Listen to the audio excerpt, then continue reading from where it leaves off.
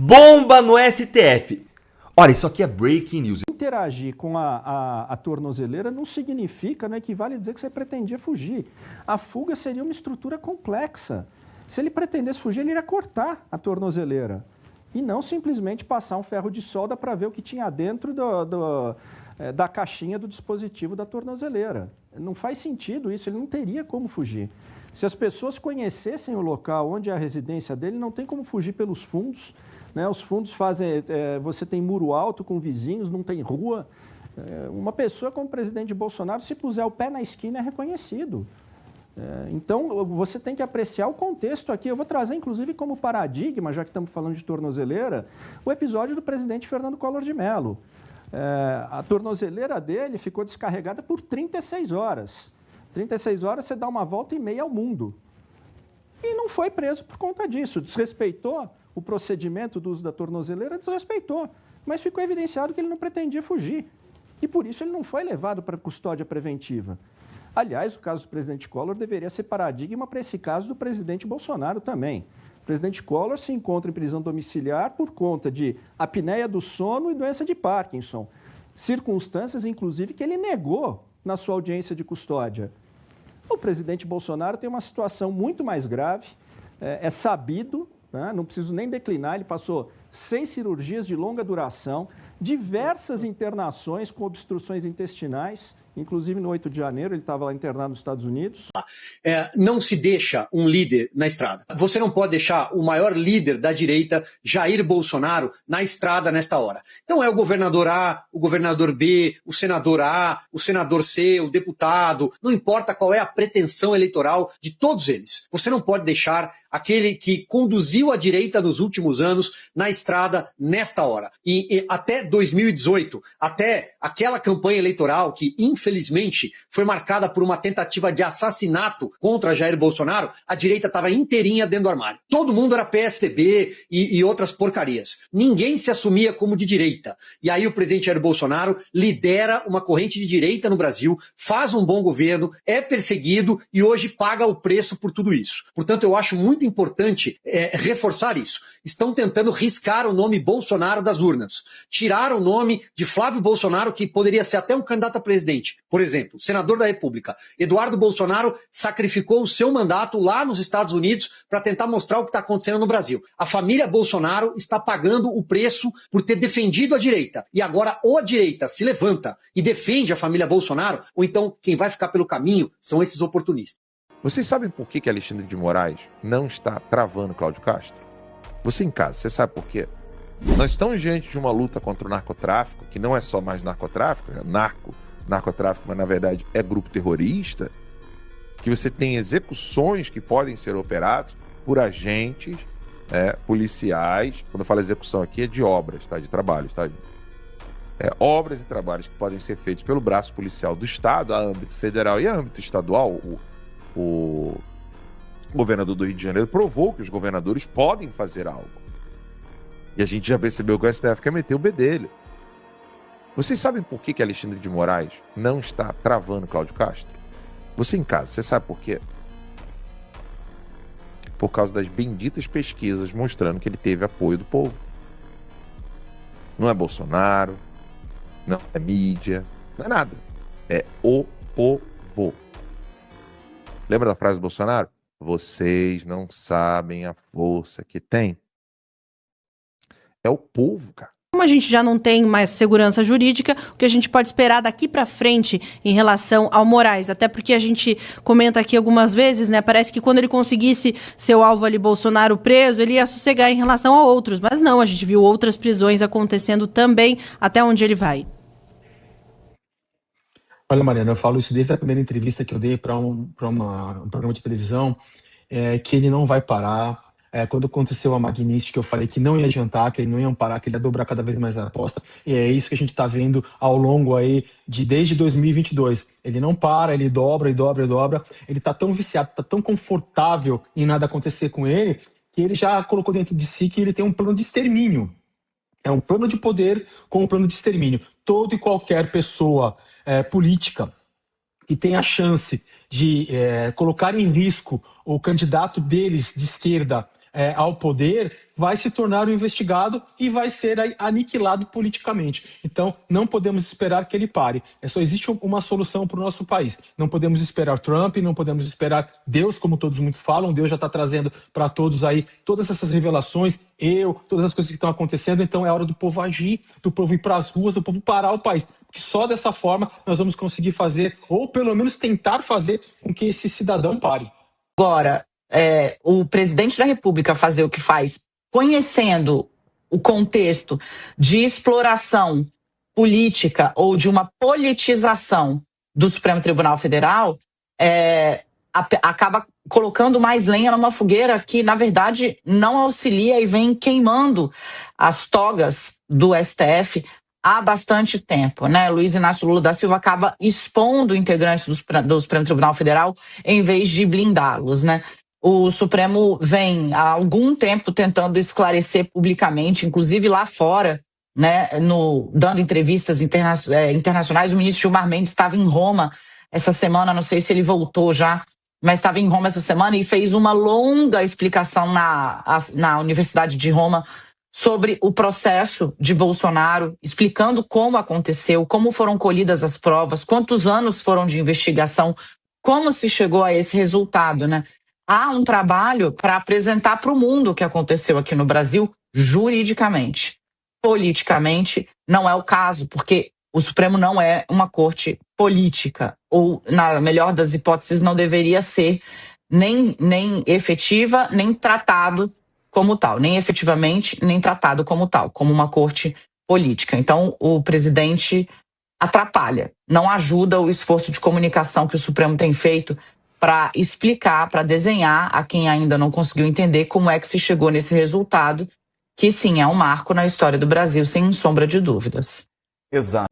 Então, olhem só, a grande mídia, a imprensa tradicional, sempre soube que o STF extrapolou a sua competência, que o STF fez uma verdadeira caça às bruxas, ao bolsonarismo e aos militares. Mas esse regime de exceção precisa chegar ao fim, disse agora o jornal O Globo. Malu Gaspar, depois de superar o golpismo, Brasil precisa enfrentar a falta de limites do Supremo. Olha só, eles sabem, confessaram que sabem, admitem que sabem, mas agora querem que o STF volte a agir dentro da legalidade e volte a respeitar a Constituição. Por quê? O inimigo já foi abatido na cabeça deles. Vai que esse STF, que ganhou esse espaço, ou melhor, que superou todo e qualquer espaço, busque eles agora. Vai que esse atual formato que se criou, esse Leviatã, esse monstro incontrolável, agora selecione a esquerda também. Vai que o vento vira e chega neles. Vejam isso daqui. Eles sabem que tudo o que aconteceu excedeu a regra, desrespeitou a regra, foi uma verdadeira caça às bruxas. O Brasil assistiu de camarote, com conivência, mas agora que o inimigo foi abatido, eles querem que tudo volte à normalidade. Mas não irá. É uma pena que vocês tenham agora se levantado para tentar frear esses abusos. Mas eu digo a você, Malu Gaspar, agora é tarde. Agora é tarde. Eles não mais retroagirão. Agora o espaço foi conquistado e esse vento vai virar e vai chegar em vocês também. Não se iludam. Não esqueçam isso que eu estou falando. Esse vento vai alcançar vocês também. Sério, vamos falar sério aqui por um momento. Para com essa história de ficar falando que o Brasil virou ou vai virar uma Venezuela. Me desculpa, você está errado, porque você está desatualizado. O Brasil pulou a fase Venezuela e foi direto para a Coreia do Norte. Nesse vídeo eu vou te provar que nós nos transformamos num estado ditatorial nivelado com a Coreia do Norte. Sabe como? Vamos lá. Na Coreia do Norte é comum, se uma pessoa foge ou se uma pessoa fala algo que que o Kim Jong-un não gosta, a família dessa pessoa é penalizada, presa, torturada, executada. É normal lá. É normal numas ditaduras, se você não consegue pegar a pessoa que está causando algum alvoroço, falando que não deveria, ou até mesmo tentando fugir da ditadura, eles vão para cima da família. Porque dessa forma você tem um controle da população. Porque às vezes uma pessoa está disposta a se sacrificar em nome da liberdade da nação, mas dificilmente você encontra alguém disposto a sacrificar sua mãe, seu pai, suas filhas, sua esposa. E é assim que se controla a população. Por que eu estou te dizendo isso? Vamos lá?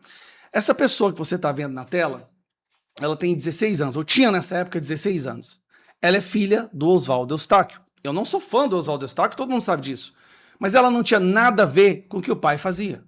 O pai, um jornalista que divulgava e falava coisas do Alexandre de Moraes. Essa menina recebeu busca e apreensão, revista íntima, teve as suas contas bancárias bloqueadas, seus perfis bloqueados e, para piorar, cereja no bolo, Alexandre de Moraes disse que se ela continuasse postando nas redes sociais, a mãe dela seria presa. A mãe de uma menina de 16 anos seria presa se ela continuasse se atrevendo a defender o pai dela. Essa daqui é a esposa do Daniel Silveira, Paola Silveira. Teve suas contas bancárias bloqueadas, teve sua rede social bloqueada, foi colocada em um inquérito porque, como advogada, escuta isso, advogada, ela tentou defender o marido dela. Essa daqui é a esposa do Eduardo Bolsonaro. Nem de política ela fala, nem sequer se posicionar politicamente ela fez, mas teve sua conta bancária bloqueada também. Por quê? Porque ela é casada com o Eduardo Bolsonaro. Agora, eu quero chegar onde eu preparei esse vídeo, porque isso aqui é de partir o coração de qualquer um. Como vocês sabem, Ramagem, um homem correto, idôneo, honrado, exilou-se do Brasil por causa da perseguição dessa ditadura, e todo mundo viu esse vídeo. Eu tenho certeza que você viu esse vídeo. Esse vídeo é a esposa do Ramagem filmando o reencontro dele com suas filhas.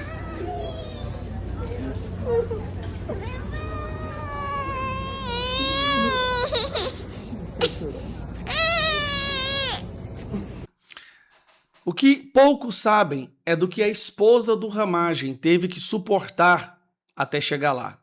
Ela é uma procuradora do estado de Rondônia, Rebeca.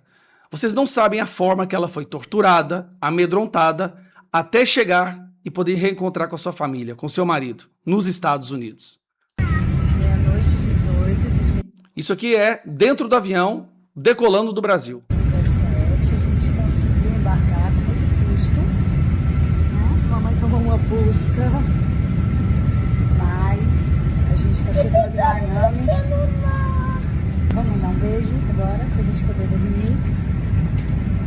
Manda um beijo, filha. A gente é forte, não é? A gente é forte. A gente vai lutar contra tudo e todos, não vai, juntas? Vai? Então tá bom. Beijo. Minha mamãe, ela pegou o celular. Eu perdi o celular, tomei uma busca e perdi o celular. E você também, o seu também foi. Beijo. Ela tem que rir disso para poder acalmar as filhas, porque as filhas entraram em pânico. E aí ela postou isso aqui, ó. Ao embarcar no aeroporto do Galeão com minhas filhas, fui surpreendida na entrada da aeronave por um mandado de busca pessoal expedido pelo ministro Alexandre de Moraes. Durante o procedimento, tive todas as nossas malas retiradas do voo e revistadas, além de apreenderem meu celular, computadores e outros itens. O mais doloroso foi o pânico que isso causou nas minhas filhas de 7 e 14 anos. O constrangimento, o medo e a covardia que vivenciamos não podem ser descritos. Não sou alvo de nenhum processo judicial. Não estou sendo investigada e sou servidora pública efetiva há 22 anos com o cargo de procuradora do Estado. O único e legal motivo apontado para essa ação é o fato de ser casada com Alexandre Ramagem. Conseguimos embarcar porque não havia nada irregular. Confesso que toda a minha experiência e estudos nesses anos atuando na área jurídica não se aplicam mais no Brasil. Essa prática de abusos por parte de membros do STF, com ilegalidades cada vez mais absurdas e frequentes, não pode perdurar. Vou baixar aqui. Lutaremos sempre pela conquista de uma normalidade constitucional, verdadeira justiça e garantia de direitos para o Brasil poder ter liberdade e prosperidade. Essa é a situação que o Brasil se encontra agora. Moraes apreende celular e computador da mulher de Ramagem. Mesmo sem ser alvo de processo, Rebeca foi abordada quando saiu do Brasil. Ela não é alvo de nenhum processo. Ela não cometeu nenhum crime, ela não está sendo investigada. Mas por que o Alexandre de Moraes faz isso? É muito simples. Ele está passando uma mensagem. Qualquer um ainda que continuar se atrevendo a falar alguma coisa, ele não vai só contra você, ele vai contra a sua família. Filho, filha. Até quando essas pessoas que se dizem de centro, esses senadores que se dizem de centro vão tolerar isso? Até quando isso vai ser permitido no Brasil? E eles ainda têm a cara de pau de falar que a democracia está forte. Como eu disse, né, sobre reescrever a história ou contar a história sob uma ótica que agrade, né, aos donos do poder, eu começo o vídeo com esse tweet aqui da Sarita. Sarita tá demais nos últimos dias. Ela compartilha aqui a Folha de São Paulo, uma postagem do Fernando Moraes, que até dou uma curiosidade para vocês. Ele conseguiu aí vários arquivos da CIA sobre o Lula, mas ele nunca disponibilizou para o grande público. Eu queria muito saber o que é que a CIA tem para falar sobre o Lula ao longo das décadas. Ele tem material, acho que desde os anos 80 ou anos 70 sobre o Lula. Queria muito ver, né, se Painho realmente era um opositor ou se era a esquerda permitida, né? A esquerda que a CIA gosta. Bom, a esquerda que a CIA gosta, se ele não era, ele se tornou, né? Tanto que a CIA ajudou no golpe favorável a ele em 2022 contra Bolsonaro. Mas enfim, Fernando Moraes finaliza o segundo volume da biografia de Lula e inicia roteiro sobre Zé Dirceu. Eu não sei se vocês conseguem entender algumas coisas, né? Em termos assim, como contar história é importante, a forma como você conta. Você já percebeu que, por mais que você não seja um especialista em conflitos armados e guerras, quando você assiste filmes, você sempre tem aquela visão assim, rapaz, determinado país X é muito bom nisso. Olha, determinado país Y é muito bom naquilo. Quando você pensa em turismo, sabe, o que os países têm a contar e vão contando com filmes, histórias. E aí, às vezes, você nunca foi lá, mas dentro de você tem algo acontecendo. Então, pegue isso e aplique para o Brasil. Quantas e quantas coisas a gente talvez nunca tenha parado para se questionar e que a gente acaba por aceitar e essas coisas nos guiam às vezes na hora de tomada de algumas decisões. Vocês fazem parte daquele grupo de pessoas que acompanham a política com mais frequência. Vocês sabem que isso não é a realidade do brasileiro. Agora imagine esse brasileiro mais jovem, vocês que sabem que tem doutrinação nas escolas. Eu estudei em escola particular minha vida toda. Na escola particular, os filmes de história que eu assisti, assim, bem mais jovenzinho na escola, até 10 anos, né? Primário, não tinha nenhum filme assim, né? Até porque criança, né? 10 anos. Mas a partir da quinta série, os 11 anos de idade, os filmes começavam, né? Canudos, ok, né? Nada demais falar desse filme. Só que aí vinha o filme da Olga Benário, O Que É Isso, Companheiro, que mostrava lá o sequestro, e que o sequestro, na verdade, é do embaixador americano, né? Ou era do sueco. É contado de uma forma que, na verdade, quem o sequestrou estava lutando pela democracia brasileira e os militares eram super malvados e todo aquele papo furado. Então imagine, né? Como não é a realidade das nossas crianças, jovens e adolescentes. E a Sarita comenta assim, ó. Fazer a biografia dessas pessoas é recontar a história do Brasil da maneira que eles querem. Já vi gente se interessar em fazer uma biografia do Moro, mas do Bolsonaro só vi os filhos dele. A verdade é que Bolsonaro sempre foi desprezado até pela própria direita intelectual. Assim, a história da própria direita vai sendo contada pela esquerda. A única coisa que eu discordo da Sarita é sobre a direita intelectual, porque ela nem existe. Não existe direita intelectual. Cara, quando é que vocês viram aí alguma publicação de algum livro mesmo assim, né? Sei, um conteúdo um pouco mais denso. Tô falando aqueles mini manuais, né? O mínimo, porque agora virou moda, né? Tem o mínimo do que você precisa saber sobre tudo. Mas realmente livros mais densos. Até literatura, sabe? De ficção. Então não tem esse trabalho. Talvez as únicas obras mais recentes envolvendo inclusive a questão política no Brasil são até os filmes do Josias Teófilo, goste-se ou não, tá lá os filmes dele para serem julgados. E a esquerda não, segue aí firme e forte, contando a história dia sim, dia também, tanto que agora o filme brasileiro que ganhou o Oscar foi o qual, né? Ainda Estou Aqui, que é a história lá da família do Rubens Paiva, que acaba por pincelar o caso dele. Pois bem, depois dessa introdução longa, eu gastei aqui 6 minutos, mas eu acho que é importante para a gente ter um alicerce para o que a gente vai comentar ao longo do vídeo.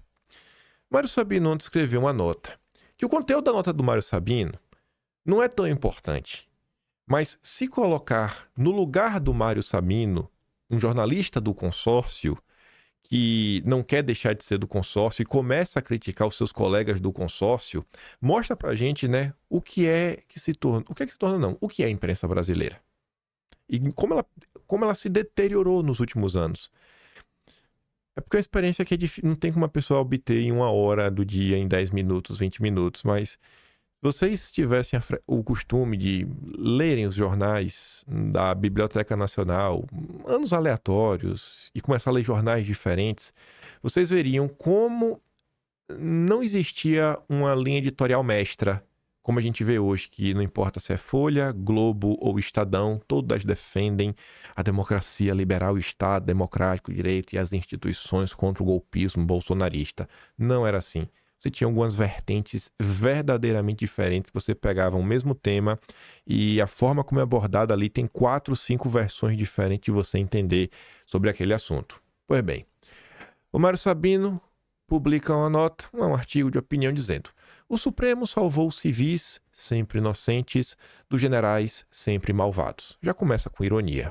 Graças aos deuses do Supremo, criados em teogonia nacional, que ainda precisa encontrar o seu exíodo, os civis foram salvos dos militares. E aí a crítica dele, né, que é recheada de ironia, começa assim, ó.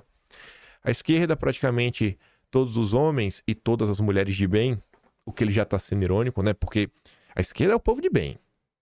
Se você é do bem, você tem que ser de esquerda. Não tem como você ser bem e ser de direita.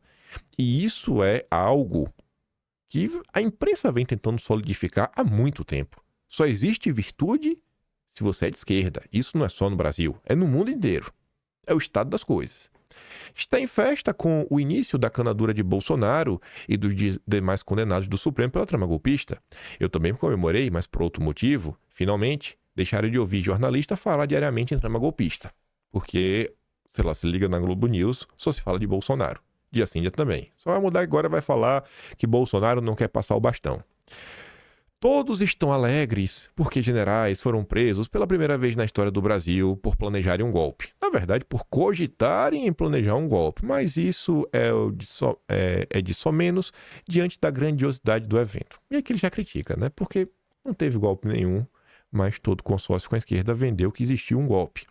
Aí ele fala, né, entre os militantes de da esquerda velha de guerra, alguns deles presos e torturados pela última ditadura, é indisfarçável o sentimento de revanche por 64. E que ninguém ouse, nesta hora tão feliz, tocar na verdade inconveniente de que os companheiros lutavam naquela época para colocar outra ditadura no lugar. Fato histórico considera-se porque os militares, note você, são um grande mal nacional, talvez até o único, e nunca a pagaram pelo que nos infligiram. Houve quem elencasse, com ares de doutor, o que os malvados fizeram em quase 140 anos. Aí vem, deram um golpe na monarquia e instalaram a república. Fizeram a Revolução Tenentista, foram parceiros do Vargas ditador, quiseram apear Vargas na sua incrível versão democrata, tentaram derrubar Juscelino, quiseram impedir a posse de Jango e cereja do bolo autoritário deram um golpe de 64. Antes de avançar, você consegue ver que, em primeiro lugar, né, tem acusações que como se fossem os militares. E o Mário Sabino vai falar, obviamente, que não tem como você fazer isso sozinho. Mas segundo ponto, você vê que tem algumas coisas que, em termos históricos, são até paradoxais, que qualquer pessoa com um mínimo de senso lógico devia se questionar. Cara, o que é que realmente está acontecendo? Porque como os militares podem ser parceiros de Vargas e, ao mesmo tempo, quiseram derrubá-lo? No mínimo, você tem um racha interno. Se você tem racha, você tem mais de uma ala. O que foi o movimento tenentista? Por porque estava a favor do Vargas, existiam outras alas, né? Assim também como na questão da monarquia. Mas vamos lá. Eu teria vergonha de ombrear a trama golpista de 22 com todos os feitos aí em cima, mas a noção de ridículo ausentou-se do Brasil e não se sabe quando voltará, se é, né, que o fará. Você vai comparar a trama golpista com esses eventos? Você tá de brincadeira, né? Esses eventos aqui sei lá, trama golpista doce de criança. Os militares, então, retomo o fio, cometeram tudo o que cometeram sem ninguém apoiá-los. Entre os civis, todos democratas desde o princípio dos tempos, principalmente os da esquerda. Embora ela tenha nascido no Brasil, que quase ninguém nos escute, do ventre do tenentismo, e tem o seu grande espelho nas definitivas conquistas sociais do Vargas ditador. Detalhe, né? E eu entendo isso. Aprendam, meninos e meninas, que nunca houve necessidade nos golpes promovidos por militares brasileiros. Aqui tá sendo irônico, né? Vou ensinar para vocês. Em todos esses golpes, nunca houve apoio externo. Nunca precisou da necessidade, né, da concordância de boa parte da classe política. Não, nunca teve isso. Nunca teve suporte de banqueiros, de industriais, de latifundiários, da aprovação majoritária da classe média e, desculpe incomodar, da propaganda da grande imprensa. Todos esses itens não estiveram presentes na trama golpista, mas estavam presentes em todas as outras movimentações. Bastava, digamos assim, um cabo e um soldado para virar o jogo. Os civis sempre foram espectadores impotentes ou meros figurantes na cena, à exceção dos bolsonaristas, claro, né? Ela também histórica na sua excepcionalidade. Desta vez, porém, e felizmente, houve intervenção divina para evitar o pior, graças aos deuses do Supremo, criados, né, em teogonia nacional, que ainda precisa encontrar seu exíodo. Os civis sempre inocentes foram salvos dos generais sempre malvados. No caso, meia dúzia deles, trapalhões de enorme periculosidade, doidos o suficiente para cogitar planejar um golpe que nunca seria dado. Comemora-se assim o fato histórico inaudito, espetacular, exemplar para o restante dos generais, praticamente a totalidade, malvados que jamais pensaram em dar golpe nenhum, até porque nunca houve condição para tanto, e que se recusaram a tomar parte em qualquer cogitação golpista de Bolsonaro. Mas vamos deixar o fato pouco histórico como nota de rodapé, porque, afinal de contas, este é um novo dia de um novo tempo que começou.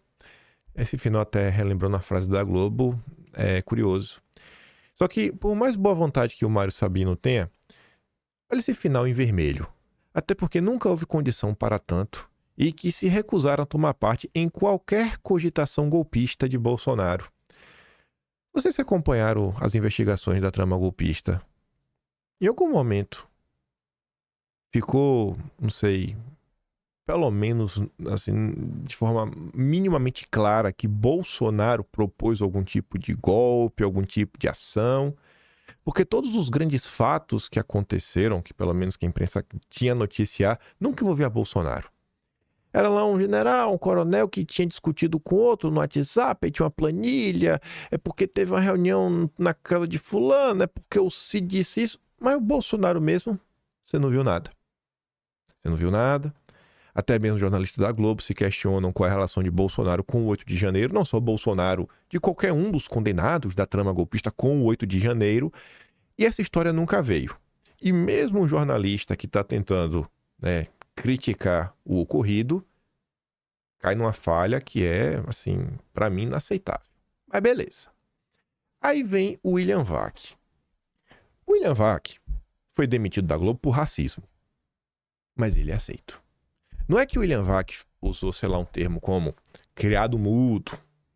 Ontem saiu até uma matéria sobre o Fux. O Fux usa uma expressão complicada, fazer um passado negro, não pode falar isso. O William Vac não. Ele realmente foi, né, racista. A câmera estava ligada. Ele estava meio que arrumando a gravata lá na época da Jornal da Globo.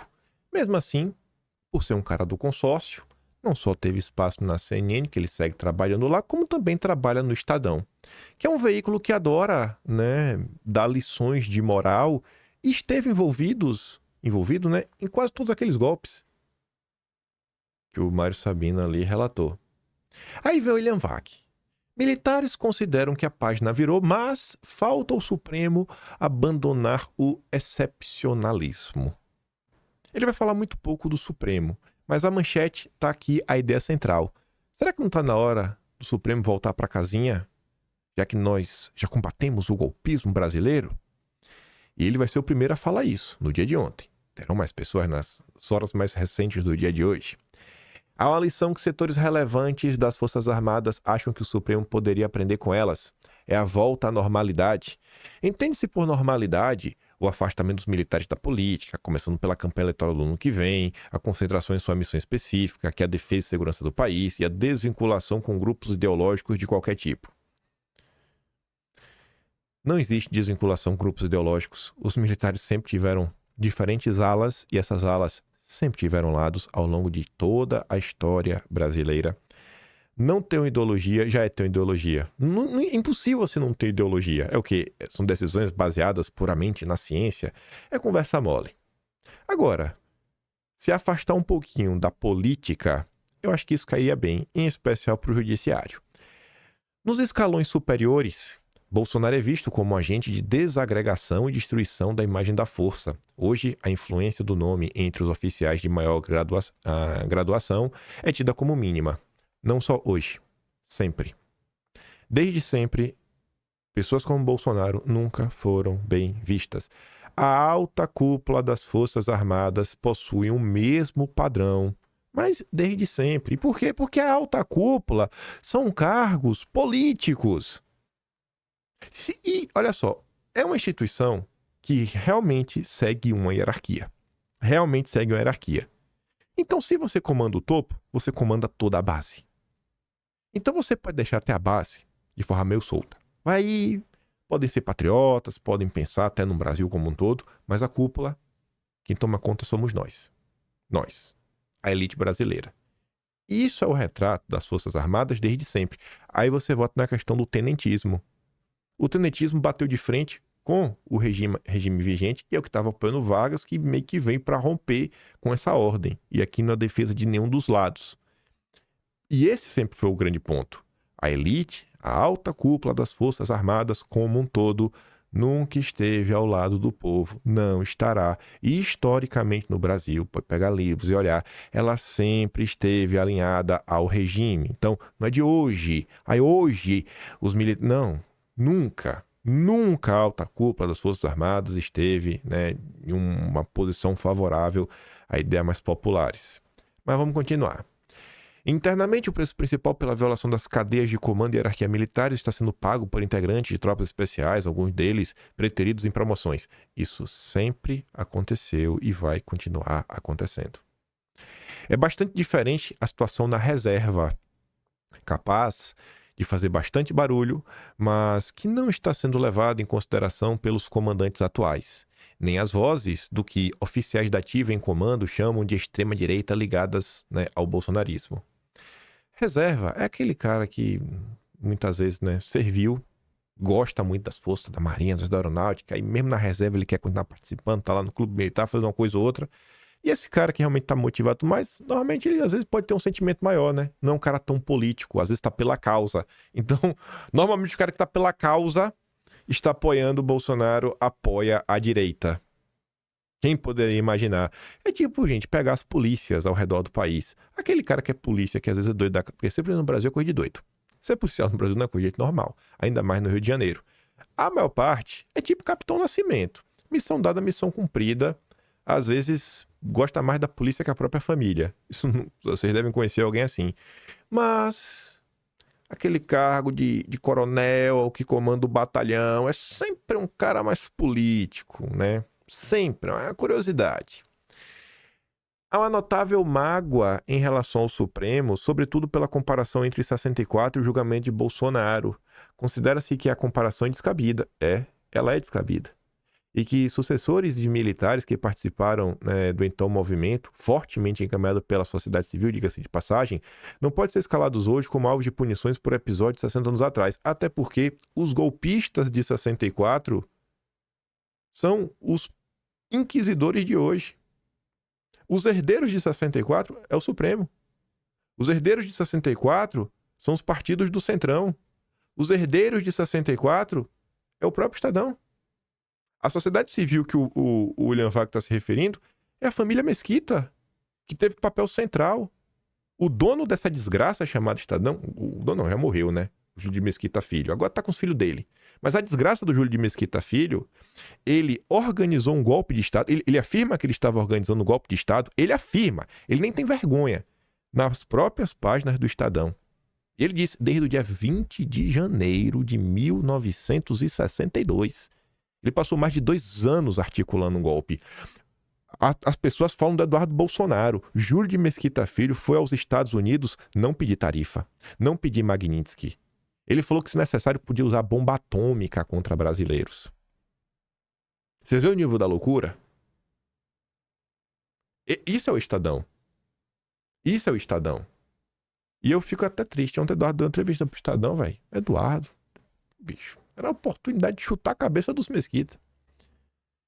O alto escalão do Exército e integrantes do Supremo tiveram conversas constantes antes e durante o julgamento. É o sistema conversando entre si. E a mensagem final? Houve-se conversas particulares com oficiais graduados, manifestações de alívio pelo fato da instituição não ser um fator político nas próximas eleições, mas também uma queixa perene em relação ao judiciário. Quando é que eles voltam ao normal? Quando? Antes de falar sobre isso mais uma vez, abrindo aqui um pequeno parênteses, já que está falando de militares, para mostrar 2 coisinhas. Aqui, muito mais como provocação, para mostrar que o Brasil é um pouco mais complexo do que vendem. Aldo Rebelo, para muitos, está na esquerda.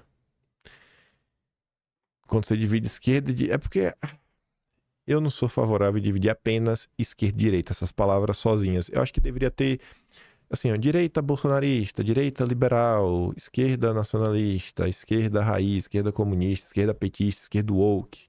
Eu acho que devia ter mais termos.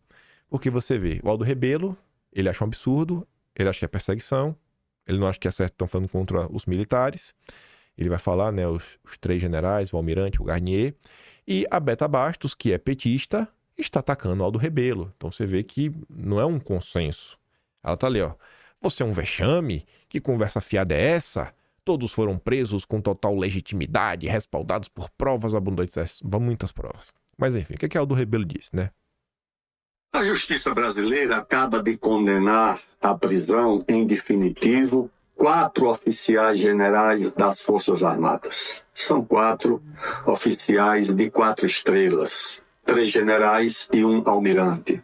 O general Braga Neto já estava preso, os outros serão recolhidos, o almirante Almir Garnier, o general Paulo Sérgio e o general Augusto Heleno. O episódio se reveste de muita gravidade. Nós não temos oficiais generais acusados de crime comum. Eles não roubaram, não desviaram recursos das Forças Armadas. Eles receberam uma condenação política. Às vezes dá a impressão que é uma revanche tardia de 1964. Como não se pôde condenar os generais vitoriosos naquele golpe, se inventa um golpe de Estado agora que não foi provado nos autos para condenar 4 integrantes da instituição mais patriótica, mais nacionalista e mais responsável, que são as Forças Armadas. E permanecem naturalmente circulando livremente pelo país os representantes das instituições que colaboram com organizações não governamentais financiadas do exterior, que bloqueiam o desenvolvimento do Brasil, que sabotam o desenvolvimento do Brasil. Os representantes dessas corporações estão livres. E qual é a gravidade? Porque isso tem consequência. No momento em que o mundo vive a valorização das instituições militares, quando a Europa aumenta o orçamento das suas Forças Armadas, a China, a Rússia e os Estados Unidos valorizam as suas instituições militares, as nossas são submetidas a um processo de degradação. Isso não é uma punição individual contra 4 oficiais generais, é uma punição coletiva. Eu acho isso muito grave. É bom registrar mais uma vez que foi uma condenação política. Acusados por uma tentativa de golpe que rigorosamente os autos não conseguiram provar. Isso é o nosso país. O Brasil precisa reagir e enfrentar essa situação. para que o nosso futuro, a soberania do Brasil, a soberania da nossa geografia, da nossa economia, da ciência, da tecnologia e das nossas Forças Armadas, nosso futuro não seja comprometido. É isso. Tá aí, né? Aí os militares ontem, não, aí não são os militares. O clube militar publicou a nota, né? E eu vi muita gente falando, nota de repúdio. E eu entendo a frustração de muita gente. Agora o pessoal fala assim, ó, pra quem tiver com boa vontade pra ouvir. O clube militar é formado, normalmente, pelas pessoas da reserva. Turma que tá lá, na grande parte da reserva. A turma não tem acesso a nada e nem manda na coisa toda. Quem manda mesmo? A turma da ativa, alta cúpula. Esses são os que têm poder. Esses são as pessoas que têm poder nas Forças Armadas. Eu não acho que tem que ficar fazendo chacota, tem que fazer piada, porque eu tenho certeza porque eu já conversei com pessoas, até assim, não sei, oh meu Deus, eu não conversei com generais, mas eu conversei com pessoas comuns, sabe? Gente de classe média que chegou a ser coronel um dia. E eu vejo que tem um padrão, uma parte dessas pessoas, a gente tá extremamente satisfeita com o Brasil, da forma que tá, com a perseguição, com o PT, a maior parte é apoiador de Bolsonaro, e muitos deles, inclusive, são críticos, né, da cúpula das Forças Armadas. E aí, puxando a história mais uma vez, o Enéas, eu acho que ele deixou uma lição, que até hoje a direita nunca nem parou para ouvir, talvez nem saiba. O Enéas, enquanto candidato, ele nem era político nem nada. O Enéas, ele sempre rodou, né, os meios de discussão, inclusive as pessoas que estavam publicando livros na época, denúncias. E um dos livros, que era um complô contra as Forças Armadas, que foi um livro publicado na época pela turma da IR-MSA, lá do Lourenço, aconteceu lá no Clube Militar. O Enéas estava presente e o Enéas sempre manteve esse trânsito. Os militares, enquanto instituição, e as pessoas lá que fazem parte da força, não tem como ao longo dos anos que eles passam lá dentro, 30, 40 anos às vezes, não tem uma compreensão de Brasil um pouco mais ampla. Eu acho que seria de muito mais valia que as pessoas da direita se aproximassem, não para ter algum tipo de poder a mais, não, porque são pessoas que, cara, você tem acesso a pessoas de vários campos diferentes. É uma força que está distribuída no país inteiro. Então, até para obter informação e, quem sabe, em determinado momento, se você precisar de algum tipo de troca de ideias e às vezes até um apoio mesmo, né, de outros setores. Poxa, quantas vezes Bolsonaro não foi eleito exatamente pelo voto dos militares? São a classe social que estão presentes no Brasil. Então, da mesma forma que eu acho que é importante manter um diálogo com o agronegócio, manter diálogo não, que esse diálogo nem existe, mas eu sou favorável a criar um diálogo com a indústria, se aproximar da CNI, né, de industriários brasileiros. Eu acho que a turma também deveria chegar lá e conversar. Acho que tem muitas agendas que a direita defende, como a soberania nacional, o combate às ONGs, né, toda essa exposição que a direita mostra aí desse papo furado da agenda verde, são pautas que os militares sempre defenderam. Você explorar o país, no sentido de, cara, desenvolver o país, os militares sempre defenderam isso. Eu acho que seria muito mais proveitoso. Mas o pessoal tirou o dia para ficar fazendo sua piada da nota de repúdio. Enfim. Um pedaço da nota, né, eles até dizem, né, quando o julgamento apresenta pontos de contestação sólidos, como os levantados com pressão jurídica pelo ministro Fux, é imprescindível que tais questionamentos sejam enfrentados com rigor e não ignorados, diz o comunicado. Aí vamos voltar. O ponto central, que é reescrever a história. Viu o William Vac com esse papinho? Na verdade, o Mário Sabina tá gritando, né, pro vento, porque ninguém quer ouvir, ninguém do consórcio. A direita, obviamente, sabe muito bem o que está acontecendo. Aí vem o Estadão, com a grande tese, a mesma. Não precisamos mais do excepcionalismo. Um desfecho amargo, né? A prisão inédita de um ex-presidente militar de alta patente por tentativa de golpe é um avanço histórico inegável, mas a condução do processo pelo Supremo deixa fissuras que o país precisa discutir. Agora a gente tem que dar uma consertada.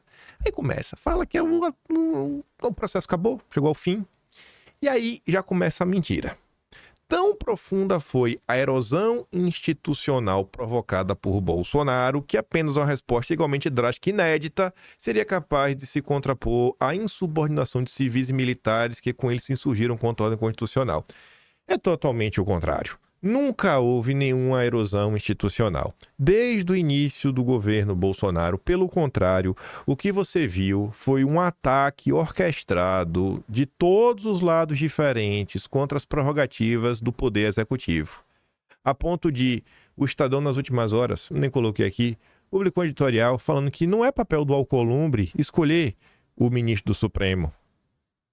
O mesmo Alcolumbre que sentou em cima da indicação do Mendonça.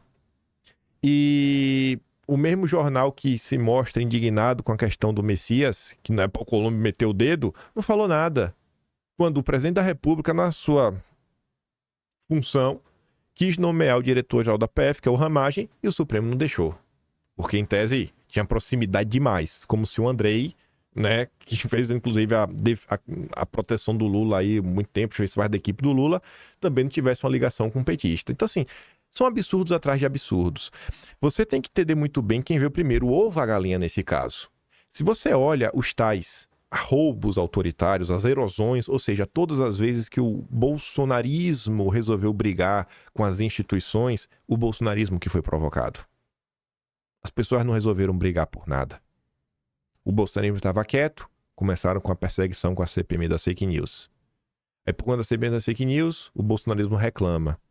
Se o Alan dos Santos não tivesse, sei lá, ido para lá, se o direito não tivesse ido para lá, se não tivesse chamado o Hans River nunca teria dito o que ele disse sobre a Patrícia Campos Melo, que eu ainda acho que pesaram muito a mão, ainda processaram o Hans River. Então, quando você vai olhando quem veio primeiro, o ovo ou a galinha, você fala, cara, o Bolsonaro foi perseguido logo com a busca e apreensão, assim que o Moro sai do governo. Aí vai ficar de braços cruzados? Quem não deve não teme? É isso? Porque no Brasil já mostrou que não é assim que a coisa funciona. Então, se você pegar fato a fato, e eu digo, me aponte uma acusação da imprensa de que a direita fez algo ou reclamou, que eu te mostro pelo menos 4 ou 5 coisas que vieram antes até a direita perder toda e qualquer paciência. Né? Não foi uma combustão, não é que vamos eleger aqui Bolsonaro pra gente derrubar o Congresso, derrubar o sistema, derrubar o Supremo. Nunca foi isso. Nunca foi isso. Aí vai. Nesse sentido, aí fala que nunca antes na história desse Brasil, militares foram presos e que agora foram e tudo mais. Aí tá lá, né? Gerações de brasileiros cresceram cientes que militares de alta patente sempre gozaram de um tipo de imunidade tácita. Bom, aí a gente volta lá atrás para a questão de golpes. Os militares que deram o golpe da República, para instalar a República, foram um apoio da família Mesquita do Estadão. A Revolução de 32 é os Mesquita de novo, junto com outra parte da elite brasileira. 64 é os Mesquita também. Então, assim, é uma loucura. É um membro da confusão, tirando o corpo fora, querendo dar lição de moral nos outros. Mas a firmeza da responsabilização, sobretudo, vinda do Poder Judiciário, não elide a necessidade de autocontenção. É justamente aqui que nós vemos no dever de destacar que o encerramento formal da ação penal contra os golpistas não esconde sua zona de sombra. Como este jornal apontou seguidas vezes, o processo foi permeado por decisões que excederam as fronteiras de competência, de colegialidade e proporcionalidade das penas em relação às condutas típicas. A alta concentração de poder do Moraes ainda criou um ambiente em que a resposta ao golpismo, por vezes, se deu por meio de práticas que, em circunstâncias ordinárias, seriam frontalmente repudiadas. Mas como é contra Bolsonaro, vale tudo. O Supremo, escorado na gravidade do momento, abriu exceções que tisnaram princípios basilares do próprio Estado de Direito que diz defender. Aí a gente volta para trás no tempo, né? Veja só como são as coisas. A galera reclama e torce o bico. E eu acho que a direita erra muito nisso, não querer olhar a história como a história é. Em termos legalistas, né, assim, garantistas, no que está na lei fria, quando um presidente renuncia ou sofre, sei lá, desiste, né, ou falece, quem assume é o vice. Lá atrás, quando o Jânio, né, renunciou e o Jango assumiu, a elite não quis. Os próprios militares não quiseram. Para o Jango poder assumir, transformaram o país no parlamentarismo e nomearam Walter Moreira Salles como ministro da Fazenda e o avô do Aécio Neves, o Tancredo Neves, como primeiro-ministro.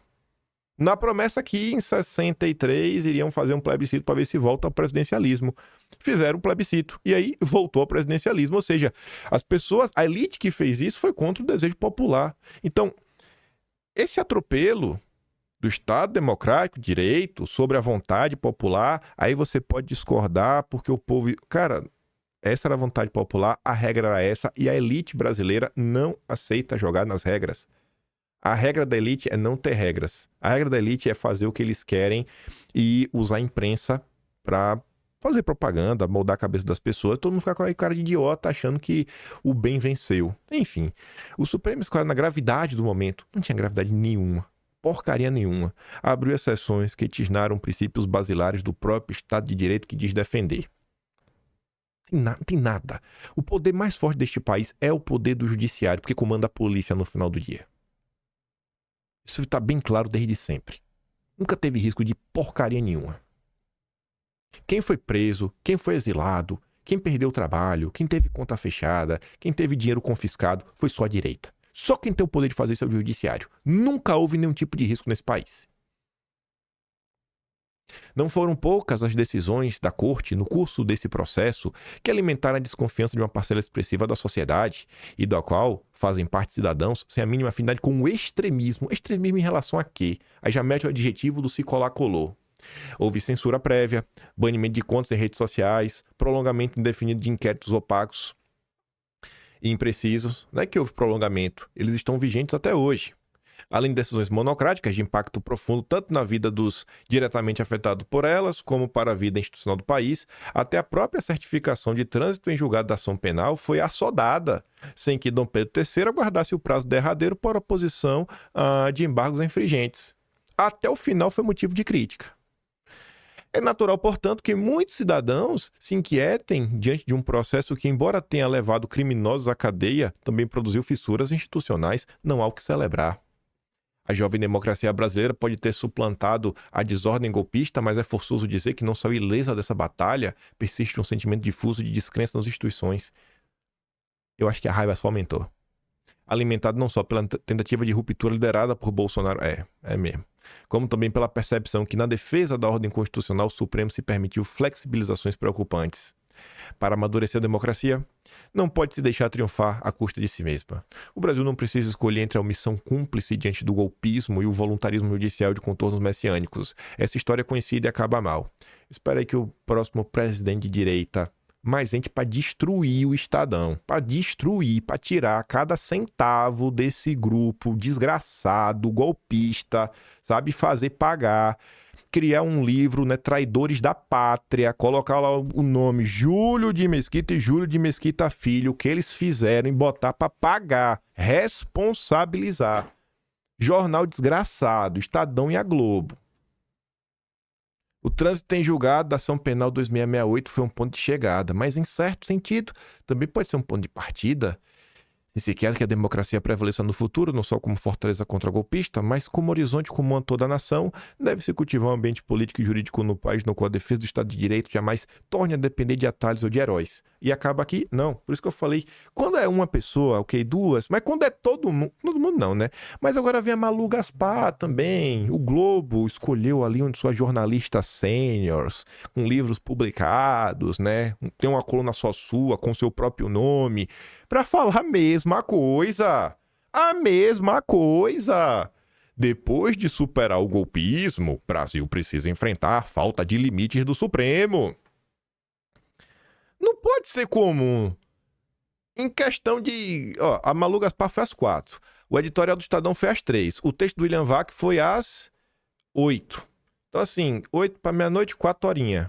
Em 8, no intervalo de 7 horas e 47 minutos, você tem 3 ao mesmo tempo. Todo mundo falando a mesma porcaria. E o Mário Sabino, que vem ali meio fazendo um diagnóstico desse tipo de gente. A prisão defensiva de Bolsonaro prova a força da nossa democracia. Diz a funcionária da família Marinho. Mas o ciclo que se encerra com essas prisões também prova que a depuração democrática é uma tarefa que nunca termina e não estará completa sem uma revisão profunda do papel do judiciário. Uma das ideias que passaram a ser repetidas nos últimos dias é que, fim do julgamento, está na hora do Supremo voltar para o seu quadrado, ser mais contido, exercer mais comedimento. Embutido no raciocínio está o reconhecimento de que o tribunal, Moraes em especial, foi além de suas atribuições em vários momentos. E tudo bem, porque foi por uma boa causa. Mas agora chega, viu, gente? Agora já destruímos, Bolsonaro tá preso. O debate sobre até onde Moraes e o Supremo falharam é importante e ainda durará algum tempo. Decisões monocráticas e de ofício, sem ouvir previamente o Ministério Público, prisões preventivas por meses, sem acusação formal, morte na cadeia de um réu que poderia ter ido para a casa de tornozeleira, a manobra que transferiu a turma, tirou do plenário o julgamento do ex-presidente, serão sempre apontados como máculas no processo. Ainda, fios soltos a puxar, se porventura mudar o contexto político e jurídico, abrindo espaço para tentar anular o caso, como se fez na Lava Jato com sucesso, até uma versão golpista da Vaza Jato, com mensagens nada abonadoras para Moraes. Os excessos dele, porém, não tornam menos concreto o golpismo de Bolsonaro. Não, Por que as ações de Bolsonaro ou do golpismo bolsonarista não podem ser vistas exatamente para conter um golpismo transnacional militar empresarial? Que foi o mesmo contexto de 64. Porque você teve a CIA, você teve o Southcom atuando no Brasil, Laura Richardson, você teve o Relações Exteriores, que era o Thomas Shannon, você teve toda a classe empresarial, que é a carteada democracia de 22, o que essa turma fez, né? Inclusive nas eleições, doação de campanha, todo apoio dado, a mídia jogando junto com toda a classe política, né? E também alguns setores das forças.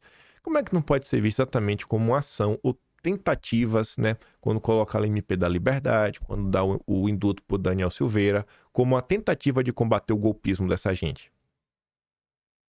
Eles reescrevem a história na luz do dia. E ela consegue explicar tudo que a turma fez. Mas quando se propõe a explicar o golpismo bolsonarista, é sempre informação mentirosa pela metade, ou sem contexto. O que deveria preocupar é que o Supremo fez com o salvo-conduto recebido. Aí ela fala do inquérito do fim do mundo, que é simbólico, que começou por conta de uma matéria sobre esposas e ministros e tudo mais, que nada tinha a ver com bolsonarismo. Aí depois ela fala que, assim, na origem, portanto, nada tinha a ver com Bolsonaro. Com o passar do tempo, Moraes deixou para trás a história da reportagem e mudou o foco. Aí a Malu Gaspar já se perdeu. Mudou o foco para apurar a disseminação de fake news por bolsonaristas. Não, mas como assim mudou o foco? Quando que tem a mudança de foco? O foco só muda com a saída do Moro do governo. É só isso. E o trabalho de Joyce Frota e Nereu Crispim. Por que Joyce Frota e Nereu Crispim? Porque são os 3 deputados que estão lá listados na primeira decisão de busca e apreensão de Moraes, que foi com base no depoimento deles. E o depoimento da Joyce Frota e Nereu Crispim foi com base no quê? Eles foram falar lá qual foi a base de conhecimento que eles tinham para falar? Os materiais produzidos por Luciano Ayan. Mudou o foco? Não. Não é que mudou o foco. Você tem que entender qual é o contexto. Esse é o Brasil. Por isso muita gente bateu palmas. É lógico. Vitaminado pelo combate ao golpismo em agosto de 23, os ministros também mudaram as regras para permitir que juízes de todo o país pudessem atuar em processos dos escritórios de advocacia de seus parentes, um liberal geral para promiscuidade no judiciário. Mas aqui também é importante, né? Para combater o golpismo bolsonarista. Foi uma decisão em causa própria que, numa canetada, jogou por terra noções de republicanismo vigentes no mundo todo. Quem criticasse, porém, era implicante ao pior golpista. Errado é Bolsonaro. Eis que o processo do golpe está no fim, e o escândalo do momento é do Banco Master. Uma das principais razões por que o esquema durou tanto tempo foi a blindagem política e jurídica do Master, que financiava variantes do Gilmar Palusa no Brasil e no exterior. Não sei. Entre as estrelas desses eventos estavam Gilmar, Toffoli, Barroso, Moraes. No balanço de 24, Master informou ter gastado mais de 260 milhões com consultorias e advogados, inclui-se aí a esposa de Dom Pedro III. Dadas as relações do dono do Master, Daniel Vorcaro, com políticos de diferentes calibres, não será surpresa o caso acabar no Supremo. Nessa hora, que farão esses ministros, né? Eles vão lutar contra o golpismo, Malu Gaspar. A prisão de Bolsonaro e companhia foi histórica, foi. Mas o golpismo não é o único fator capaz de minar a democracia. Sem a garantia de que as instituições servem unicamente ao interesse público e de que nenhum juiz está acima da lei, ela enfraquece um pouquinho a cada dia. Protegidos pela capa de heróis da democracia, quem deu essa capa foi a imprensa. Os supremos magistrados foram aos poucos derrubando os controles para se tornar intocáveis. Claro que mais comedimento seria muito bem-vindo, mas acreditar que isso ocorrerá sem custo equivaleria a comprar a esta altura um CDB do Master. Ah, tá. Será que esse custo não era exatamente o que o Bolsonaro tentou fazer? Trazer um pouco de respeito, né, para a democracia brasileira? Aí falando, né, dos nossos intocáveis. Relator responde crítica de Flávio Bolsonaro sobre atender o Supremo, né, o Paulinho da Força. O Flávio criticou, porque o Flávio falou que o Paulinho está a serviço do Supremo. Ali, né? Flávio lembrou que Paulinho consultou o ministro do Supremo para escrever seu relatório, que não trata de anistia, mas apenas de revisão de penas. O relator do projeto então questionou o senador sobre quais interesses o deputado deveria atender no texto. Preferia que atendesse os seus? Seria mais digno, porque pelo menos o Flávio Bolsonaro ele foi eleito. Ele tem um mandato popular, dado pela população e que pode ser tirado, assim como o Paulinho da Força.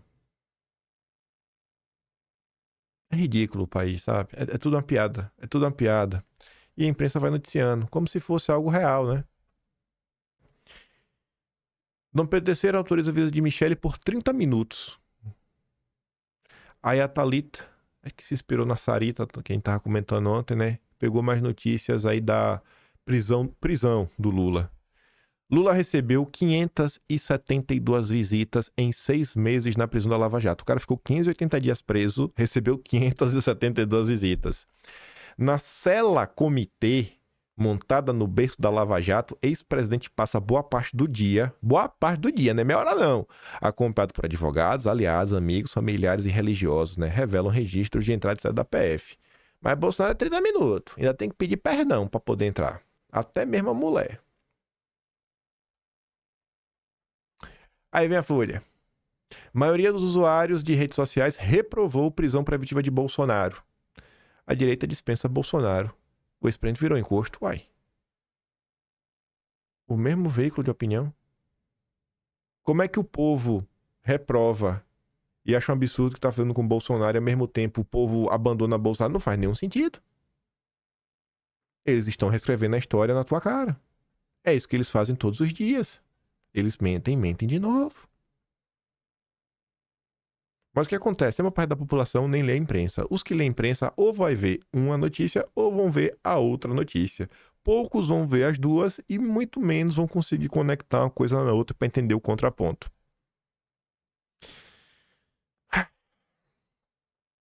Sobre essa história aí do dispensa, temos aqui alguns comentários. Acho que a gente vai falar menos do que eu queria hoje. Eu acho que nem a gente vai conseguir entrar nas questões políticas, que tem muita coisa. O Messias, eu acho que a gente nem vai entrar no Atlas e vai ficar lá, porque vou fazer 2 vídeos no dia só, que é complicado para mim. Mas vamos aqui ouvir a CNN. William, se a gente traçar um paralelo com o que aconteceu com a prisão de Lula lá atrás, em 2018, eu vejo situações completamente diferentes. O PT é um movimento extremamente organizado, centralizado, hierárquico, em que ninguém nunca foi capaz de se atrever a contestar a liderança histórica de Lula. Quando fez e quando houve esse debate interno no PT em 2018, ele foi muito rapidamente limado. E o movimento da direita que emerge ali em 2018, com o bolsonarismo na sua máxima expressão, na verdade é um grande catadão de forças muito diferentes, né? Do sujeito ali do pastor evangélico, da pessoa ali que tem uma identificação muito grande com algumas pautas de segurança pública, quem rejeita o movimento identitário, e aí surgem os governadores de direita que são pré-candidatos e são presidenciáveis.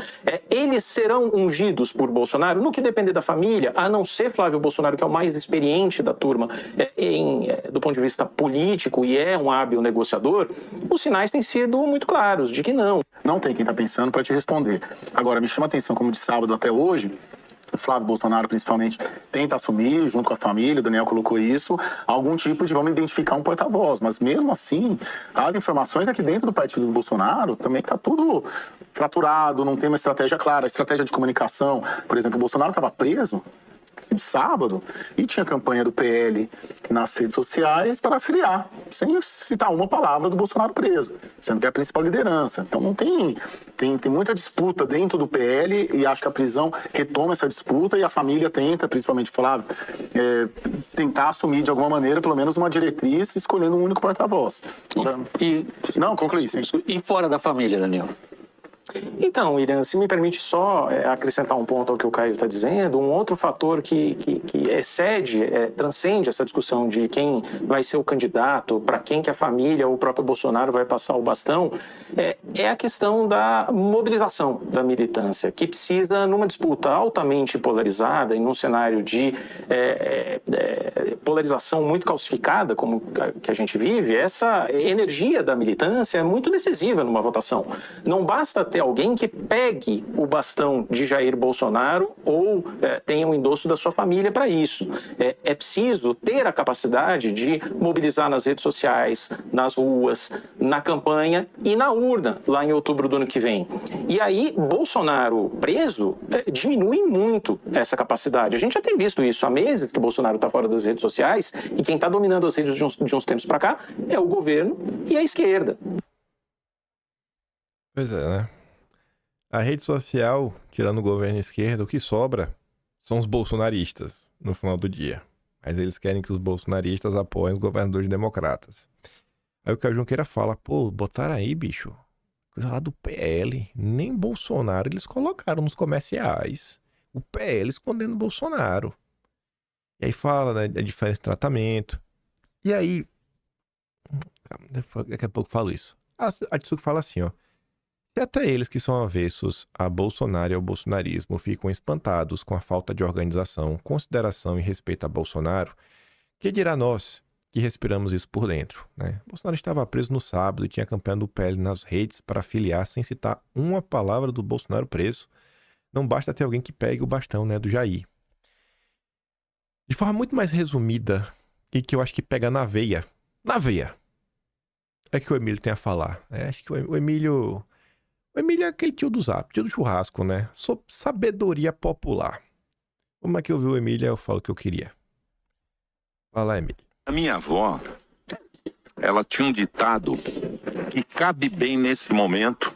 Vamos ouvir. Pro Jair Bolsonaro e para essa turma toda. Certo. Ela dizia o seguinte, meu neto. Ela tinha muitos netos e ela ficou meio... Então ela não lembrava. Igual o Bolsonaro. Ela fala assim, meu neto, preste atenção numa coisa.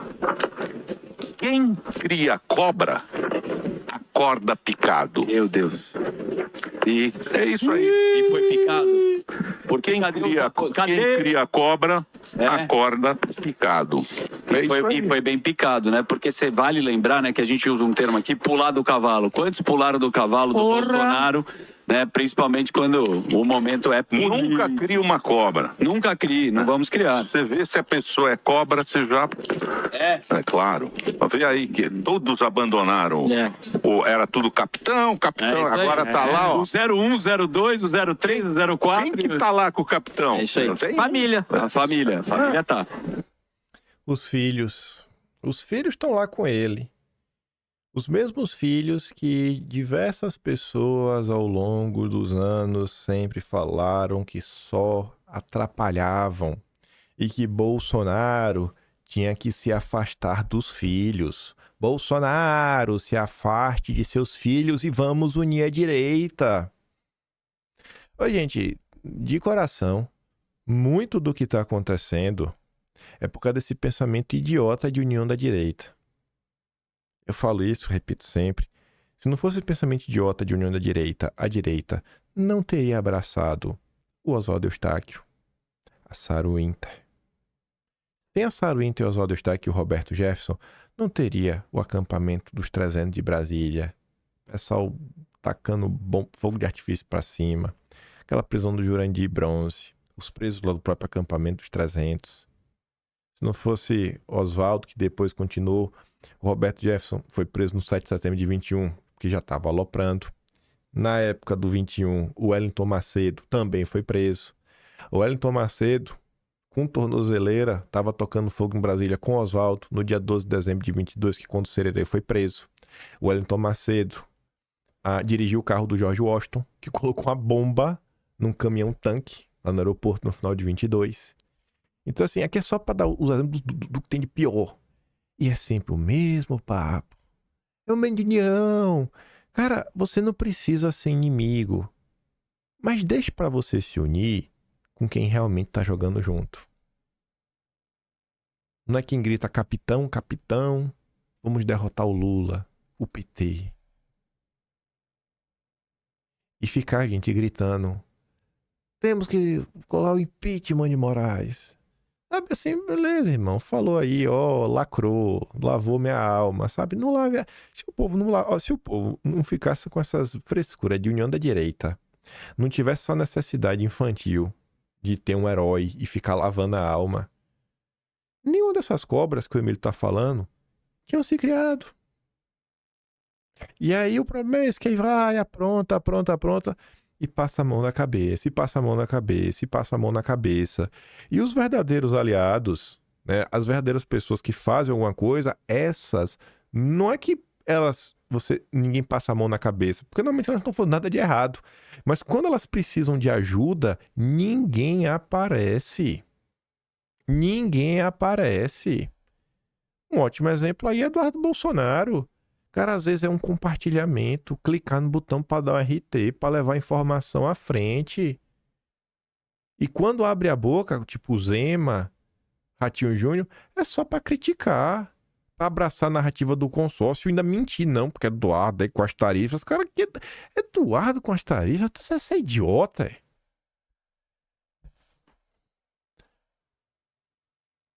Duda Lima, né? Acho que agora já pode falar dele, né? Não é mais teoria da conspiração. Já tem alguns anos, né? Desde 2023, no Atlas tá lá. O que Duda Lima aprontava. PL registra recorde de filiações com campanha em prisão de Bolsonaro. Não tem nada a ver com prisão de Bolsonaro. Os caras estão só usando o momento pra crescer com o partido. Aí a Sarita diz, né? Duda Lima mente pra vocês quando diz que isso é resultado da campanha inepta que ele promoveu sem sequer uma imagem de Bolsonaro. Na verdade, esse é um movimento de revolta em relação à prisão ilegal.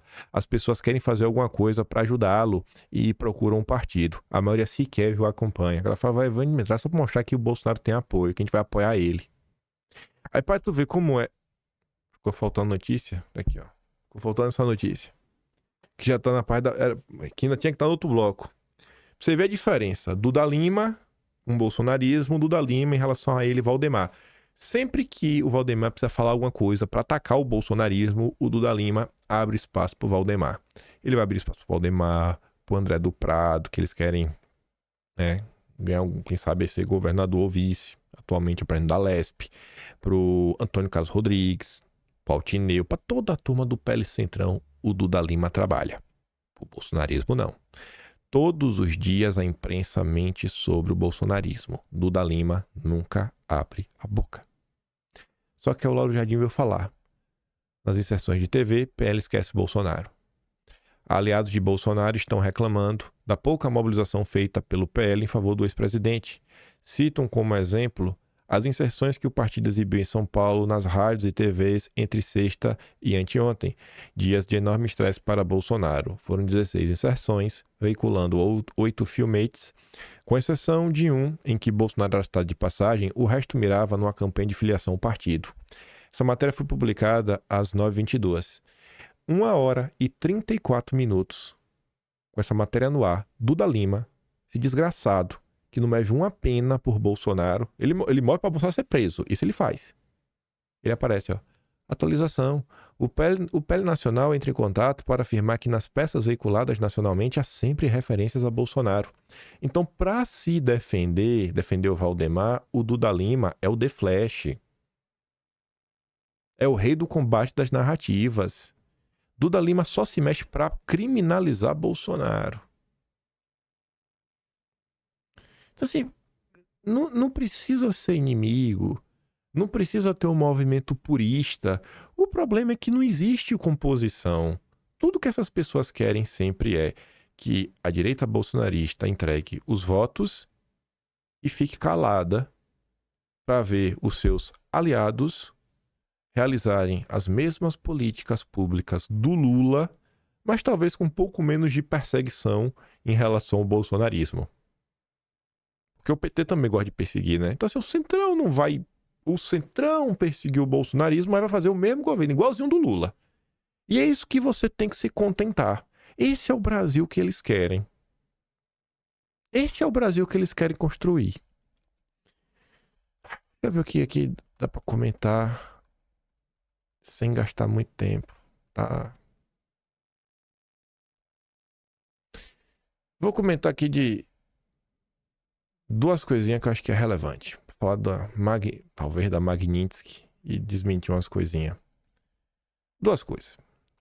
Deixa eu ver, dá pra começar aqui, tá? Isso aqui vai...